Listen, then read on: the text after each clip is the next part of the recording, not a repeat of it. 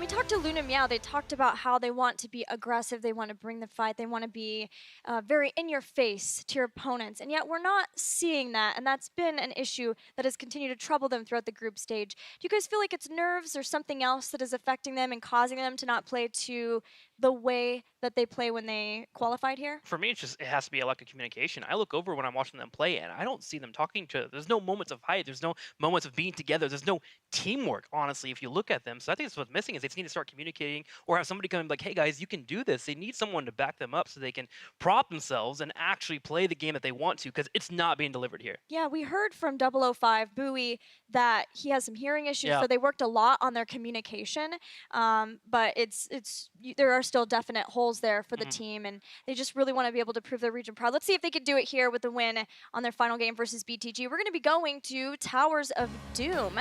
Luna Meow did say that there was a potential that they'd pick this one, and it will give them a chance for some of those comforts again. If they really want to go down that route, then you have to draft accordingly. I think that one right there, that last draft was more just BOE, stun. They've got the combo there, but on BOE, the way that the map is shaped, the way that you have to play that map is different. You could run that identical draft on this map, and it seems like it might be more effective because you actually have retreat points instead of this wide open area where it's like once you get caught out and that swarm is on you of that Genji Tracer and you have no way to lock down. That's why I think BTG had a very good draft. When they banned the Diablo is the best counter towards Genji and Tracer in most forms because it's a point and click, and if you outstep anywhere near that terrain, you get stunned. So that Diablo ban, I think, was very good for BTG to execute that style of play. On the flip side, though, they've also talked about how they think Anubrek is very strong in the meta right now, and if they want to be in your face, I mean, one of the first heroes you think about is Anubrek. Sure, you need the execution and you need the discipline to pull it off, but if you want to get someone's face and it doesn't work out for you, at least you die quickly, you can do it again, right? Just pick up that Anubrek and give me that aggression that you keep talking about, because I want to see you show it. I mean, yeah, Luna Meow has picked Diablo 6 games coming into this series. That has been more of their favorite, but Diablo takes time to ramp up. He's got to build up his souls, and then really comes online in later stages of the game with things like his 13-16 talents, especially depending on the build. But yet, that's not something that they should consider being able to get to on fair footing versus teams that can macro better than them. BTG might easily be going into the Diablo themselves, which Luna Meow, you have the Diablo Garrosh. We know both of them have been incredibly strong at this opening week. We'll see if we get that as Kerrigan ban will come out again. But Diablo and Garrosh both left open, and with Tyrande has kind of been that replacement of, hey, we can first pick Tyrande always safely and deal with what else is there. They banned Tyrande, so see if they do go down that Diablo route. It's definitely sitting there and waiting, and we'll see if they'll pick it up. I think many would assume that you're going to go that route. If you are looking into other tanks on this battleground, you can consider Muradin, but I don't think you would put him as a first priority. Let's see if we're going to get him here. Abathur's available. We've seen some Abathur Towers play, so if they've been watching and looking around, a first pick Dahaka, however, that is not the hero I would have anticipated for first pick material. This might be an Abathur Diablo, though, for Luna Meow. I don't think either of these teams are going to play Abathur. You don't think so? Not even Luna Meow? Maybe. Especially since they do like Karzim, right? They like things that pair with it. We saw a Muradin, but from what we've seen from these teams leading up to this tournament, I'm not expecting that as much, and I think that's why we do see the Dahaka over Abathur for that global pick still. I think that's truly a misplay. Abathur on this battleground is fantastic. I mean, we've already seen it from both HHE and Dignitas. The amount of pressure you can put on your opponent, but also splitting them across the map is such a valuable thing to have, but it does require some coordination and, of course, communication. With that Dahaka pickup, you now can control maybe either the supports, which it doesn't seem that you can really do because you have to wait for one to get back to you, but maybe control those solo laners. Now that Whitemane is off the, Tyrande is off the board, Whitemane, Deckard start to come to mind. We haven't seen a lot of Whitemane, so there has to be some variability with how you want to approach it. Luna Meow could look at that support choke if they wanted to. I wouldn't mind even seeing a strategy for Luna Meow to destroy this Garrosh in that front line. Gosh, they can move into a Malfield and a Karazim if they wanted to. 7-sided strike into a last right. Something. Well, the Deckard ban, so Deckard is one of the absolute best counters in terms of supports because he can constantly slow. Every time a Garrosh wants to move forward, you get the slow. Every time you want to use that route, if you catch him out good enough, then all of a sudden he has to use that Indomitable, and we've seen that throughout. That was one of the big counters as we moved into mid-season Brawl, and it's been that way since then. Instead, we'll see if they get the control elsewhere when it comes to maybe just some backline support to help that Diablo out. Give me that Karzim. Yeah, give me something to believe in, Luna Meow. If they pick Karazim, I'll pick them to win this. I'll believe in it. But if not, gotta go with the BTG. Li Ming and Whitemane. How are we feeling about that one? Well, I mean, there is a slow option. It's just, there's the melee there. You have the lockdown. You have the root potential late in the game. You don't have to rely on Diablo to be the playmaker, but there's still a Blaze available that you can go into at the tail end of this draft to have another playmaker to join you. Even a Zeratul that, you know, we've seen spring up, it doesn't seem as likely, probably more standard in the wave clear department. Urel is available as well to just try to isolate and get in that back line. They have had some issues with weathering the storm. Whenever someone swarms them and takes them down, you see them fall one after another. Aegis is going to help out a lot with that. And also, the single target killing of Whitemane will be great too, but will it be enough for them? That's where I'm kind of questioning it. Will it give enough time for Hanzo or Li Ming to set up these combos and get the damage that they're looking for? Well, there's Urel, there was Bunker. Both of those could have been options, but they get the Malthael, and they're ready to blow that Garrosh up. Well, they have a lot of firepower. Yeah. There's no doubt about that. The Li Ming, the Malthael, you can kill a lot of heroes. There's the Malfurion. Once that Malfurion gets locked in, it's a little more appealing to go into the Malthael knowing that there's no burst healing outside of landing max Moonfires, but you have that. But the reason I mentioned the Blaze or the Urel is now all the playmaking potential is on Diablo. A Hanzo can come in with a Dragon Arrow later. You can find different tools to make plays, but in terms of getting that CC, getting that lockdown, a lot of responsibility is on that Diablo. It's not till 13 that Whitemane gets that root, but even then it requires follow-up CC, and Diablo is really the only person that has that. It has the firepower to work to get kills. It's just a matter of control. And he's playing versus a Rainer. That could be tough, but this is what Luna Meow has chosen to make their last stand. Back to the casters for game 2 between BTG and Luna Meow.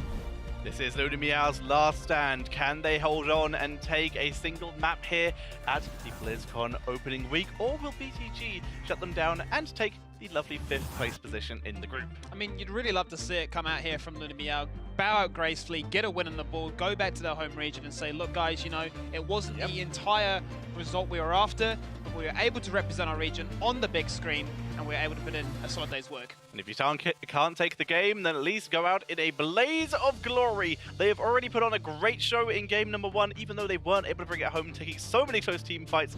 We are heading in to game number 2, where we'll see if Luna Meow can even up the score, and it is the Towers of Doom. That it is indeed there, Tetch. Let's kick it off for game number 2 with the team on your screen right now being Beyond the Game. It's going to be Loktar on Tahaka, LLK on that Phoenix, 619 on the Garrosh, dancing with that Raynor, and 365 sprinkling herbs on the map. He's playing Malfurion. And on the right-hand side, it is Luna Meow with Bowie 005 on the Hanzo. Virgil is bringing out the Malthael. Kim on his classic Diablo. Baked Cheese is bringing out the Whitemane, and Immortal is on Li Ming. And Baked Cheese, one of the first Whitemanes we've seen this tournament. We've seen like 2 or 3 total. It is really strange how little Whitemane we have been seeing. But can this be what they are going to use to bring it home against BTG in game number 2? For now, though, talents are looking pretty standard overall. We are seeing a Soul Shield, which can vary it up a little, and also the Rapid Fire coming in from the Phoenix here. Yeah, the Soul Shield is really coming into the adaptation right now. There's been a bit of controversy over whether or not it finds value, but hang on a minute, that's going to be the interaction between Garrosh and Diablo, where Diablo definitely can get countered. He's done so much damage. The autos there from Dancing's Raynor, followed up by the penetrating round. And before that 1 minute mark, Kim's like, I've got no souls, I've got no Hellfire sustain, I've got a recall. And unfortunately, with Phoenix not being there with that mobile offense as the name of the level 1 talent, weren't able to finish the job. But now Phoenix is actually heading up to top. Looks like they might be planning a quick lane swap here, or an attempted gank onto Virgil, slowing with the Plasma Cutter, going in for the dive, and Virgil is going to be taken out. First blood on Virgil right there. I'm getting flashbacks to game number 1, Techo. We saw the rotation come across. Sure, it's not going to be that lane swap like before, but it is going to be that case of trying to expose the weakness in the solo lane, try and get some free XP, and now with that in mind, you can invade this camp with a lot of certainty. That they can, and certainty is what they are using. They're even going to try and kill off Diablo here. Kim, though, using the Sapper camp as the escape route here, is going to take himself to safety, but BTG are going to take the Sappers themselves, move straight down, and no one is going to be able to stop these. These will all make it onto the tower. BTG asserting their dominance on this map so far, taking away the Sapper camp, going to go collect their own now and look to try and get some traditional bot lane pressure, working their way into the very first altar phase. We actually see Phoenix once again hovering around that top area of the map, running in between top and mid, trying to keep that lane sustained. Will he continue? Right now he's just hovering in mid. He might even try rotating down to bot to see if he can pick someone up there. Darker did see that Malthael was doing that top mercenary camp and was able to dissuade him. And as such, no sap has taken top yet. Ventral Roots here, picked up a level 4, and that's the Trent that you can see on your screen, which has the interaction of a little bit of damage, but more importantly, can block some skill shots. I'm talking Hanzo, and I'm talking Leeming as we talk about action in the bottom lane, and it's Kim taking so much damage. He falls on down. Baked Cheese burning basically all his mana to try and keep that alive. Gains a lot back thanks to his level 1 talent, but it still was not enough. And that is quite bad news here for Luna Meow. Diablo will be back in time for the objective, but there will be at least a couple seconds without him. Virgil being chased down once again. Mobile offense for the extra damage. LLK taking a lot of damage himself, and Immortal dissuades LLK for going for that kill. Yeah, he had lost his shield, and Immortal was pumping out enough pressure to force him to walk defensively. Virgil very, very lucky there not to fall down for the second time this game, but it is going to be the gentleman's agreement, if you will. Both top left and top right getting picked up respectively.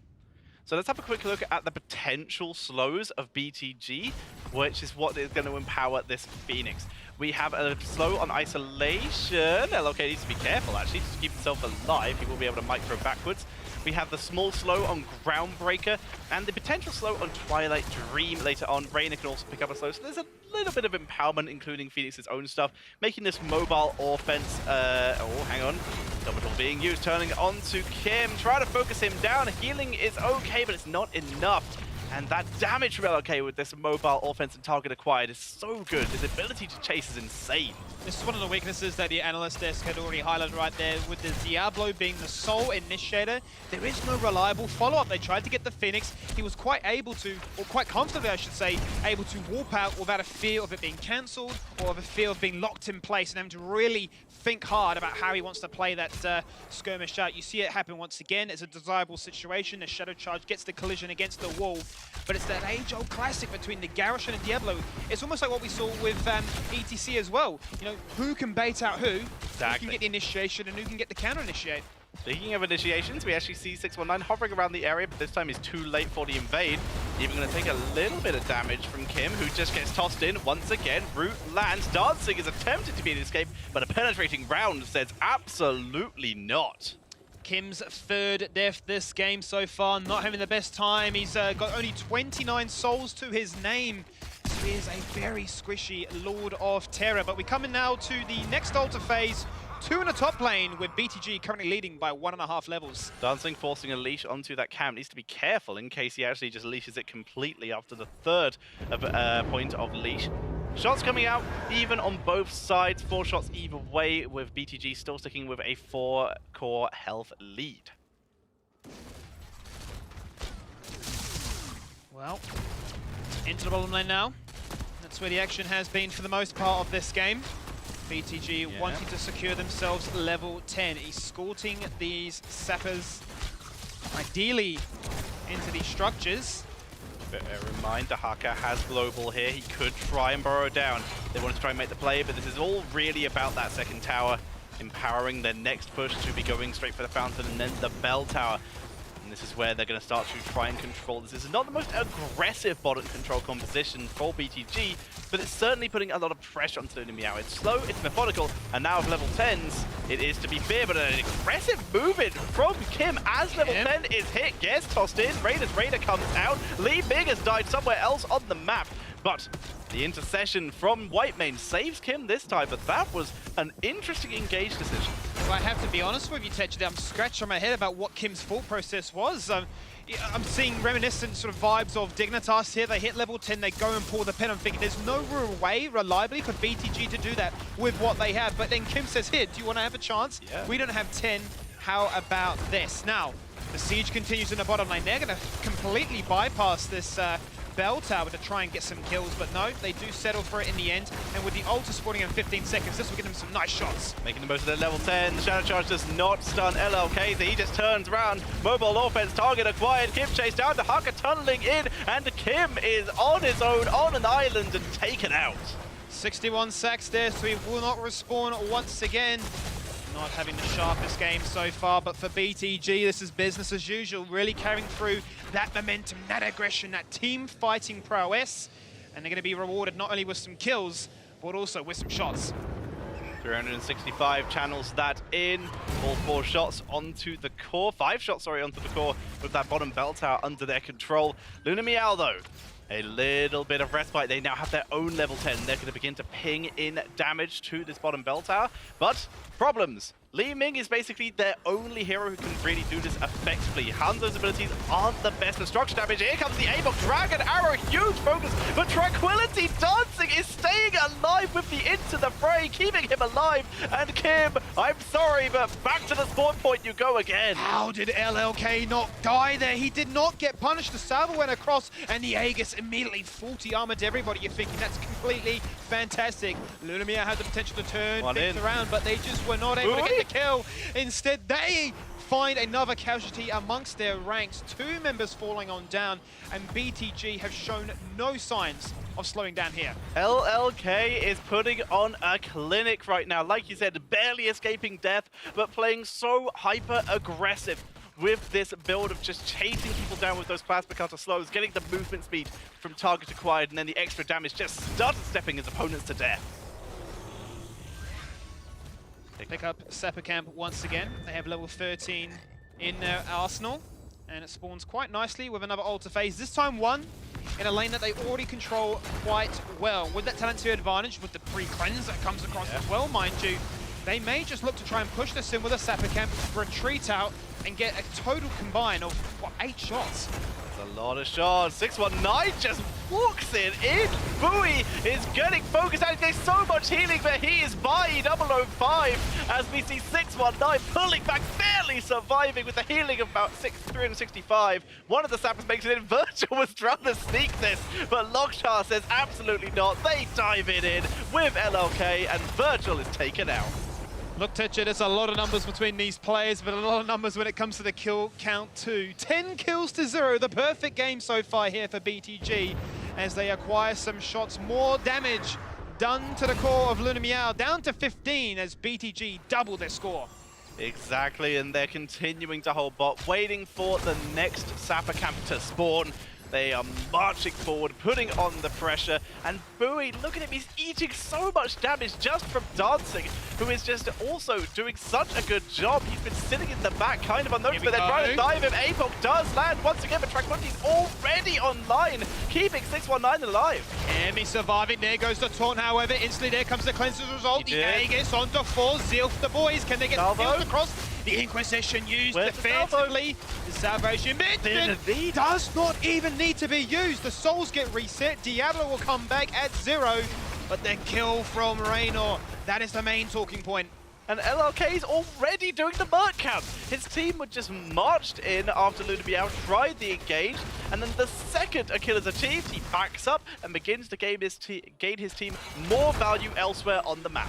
Salvo and Isolation are still available. Same for Last Rites as well as that Dragon Arrow. So we have 2 massive cooldowns on both sides of the field. Luna Meow now have a very small window before BTG hits 16. They've just unlocked 13. Can they mount some form of defense? The Salvo trying to zone them away so the Sappers will make it in, but they just pick up the kill on Hanzo again. The Sappers do make it in. 12 health now on the core of Luna Meow. BTG with a 20 core health lead. And what's more, it is a triple altar point. If they get all 3 or 2 and a boss, they end the game right now. Or they're split pushing Sappers as well. BTG, every card is in their hand right now.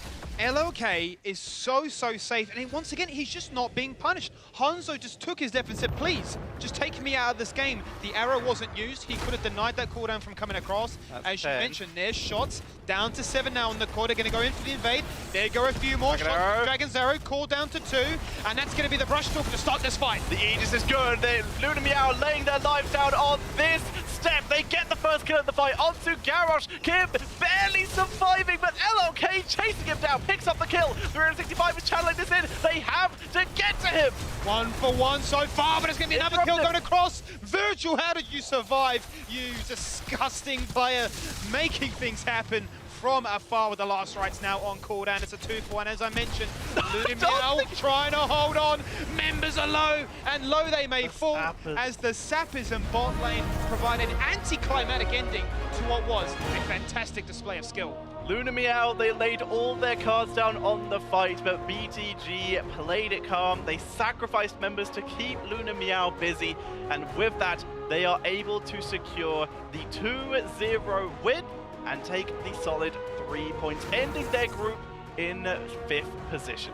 BTG must be happy with that one. They can go back home, they can reset the cards, go into 2019 with the knowledge that, yes, whilst this wasn't the performance that we were after, whilst we haven't represented China to the standard that we want to see from them just yet, they have still managed to get a W on the board. And Luna Meow, while they weren't able to take any games, they did never give up. They never let anything get to them. They always were happy to take the fight. They had some decent macro at times, but in this case, they were overwhelmed by Beyond the Game. And to talk to you more about it, it is going to be our analysis desk.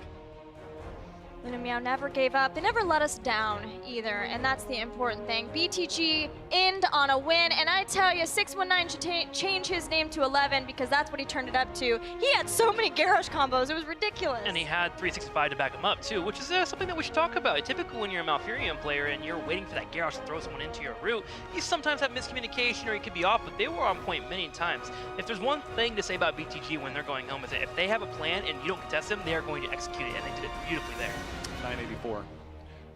But yeah, I mean, that was the thing about the Diablo, right? The Diablo made some good plays, but it's like, do you have much more beyond that? LLK, when you don't have a whole lot of threat and you're on a Phoenix, it's like, I can get every single salvo off. My positioning is never threatened because there's nobody that can lock me down. And he was able to move forward. Yes, Trixler, it's correct, I promise. Yeah. He's writing it down right now. Turk is just like looking down, doing I'm circling the winner.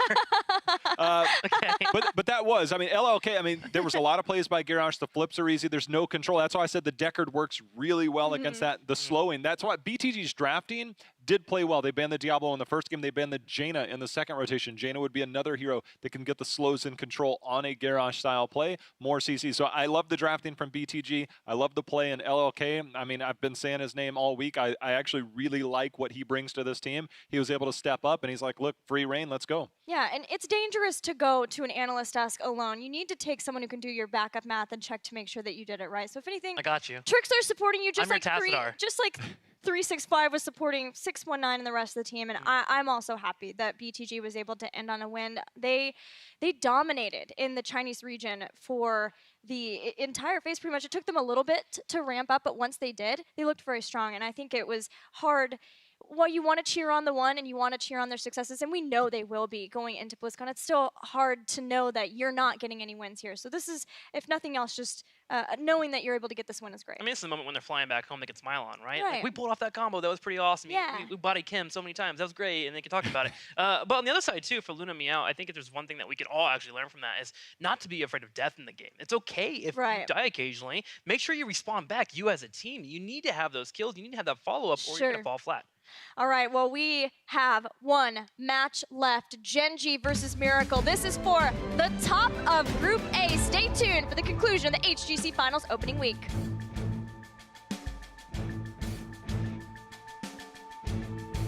Will that get activated? The Lornado to disengage, but Tetra, we are not going to see any blood right now. Abilities being chucked out on both sides. Both teams voting heroic, but here comes the Luna Flower of 3 members. Tether in with the Starfall, but Dragon Blade onto the backline is doing so much work, shredding through the members of Luna Meow, and they drop everyone low, but Luna Meow unable to finish the job on any of the kills, and it is a full team wipe.